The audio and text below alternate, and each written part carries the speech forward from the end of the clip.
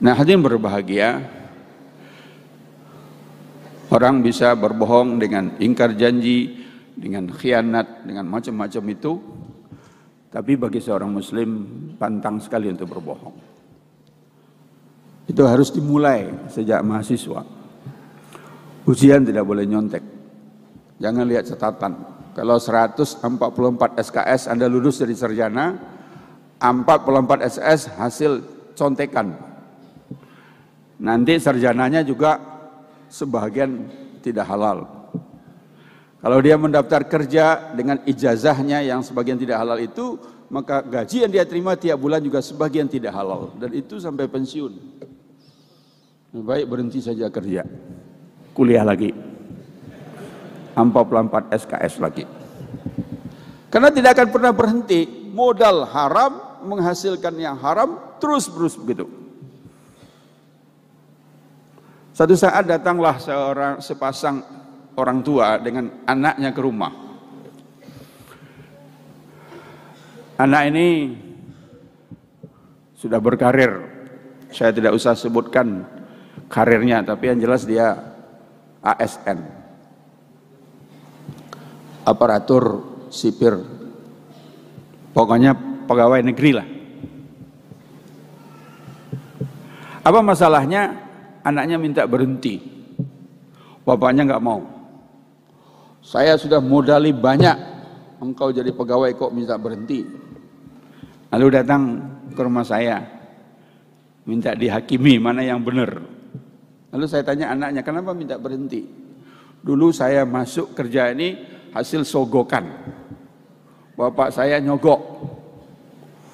Nah kemudian saya sadar kalau begitu pekerjaan saya ini tidak halal. Gaji yang saya terima tiap bulan tidak halal. Sebelum terlalu jauh, saya lebih baik berhenti saja.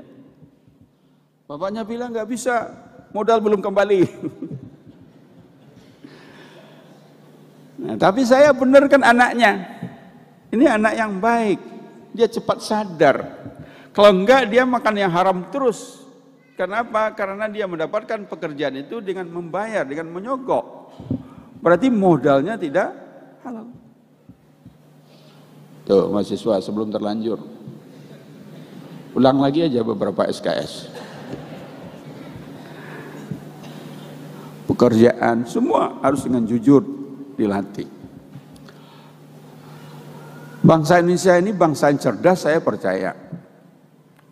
Kita bisa bersaing dalam masalah kecerdasan dengan Eropa, dengan Amerika, dengan Jepang, dan sudah banyak buktinya. Enggak kalah. Tapi dalam hal kejujuran kita banyak kalahnya. Justru cerdasnya untuk tidak jujur. Kreatif. Sampai urusan tanda tangan pun bingung orang presensinya. Dulu waktu kuliah S2, saya masih ingat dosennya Bapak Profesor Dr. Jamaluddin Ancok. Entah kenapa tiba-tiba dia panggil nama, semuanya ada tanda tangan itu. Banyak yang tidak ada orangnya tapi tanda tangannya ada. Lalu beliau mengatakan, wah teman-teman Ustadz, saya senang sekali. Kenapa? Antusias sekali belajar. Enggak sempat datang, tanda tangan saja dikirim. Akhirnya segala macam cara. Saya masih ingat waktu masih mahasiswa dulu, pernah berada di Jerman sebulan. Dan waktu itu memang tidak ada kondektur kereta api, dan masuk stasiun pun juga nggak ada penghambat-penghambat, begitu bebas saja. Cuma diberitahukan saja kepada penduduk Jerman bahwa kereta api ini dirawat, dibiayai dengan uang karcis Anda. Terserah kepada kesadaran masing-masing. Nggak ada pemeriksaan. Sekali-kali memang ada razia. Kalau ketangkap nggak punya karcis kena denda 30 kali. Saya tanya kepada mahasiswa Indonesia, masih ada yang berani? Oh ada Pak. Kok berani? Hitungannya ada Pak.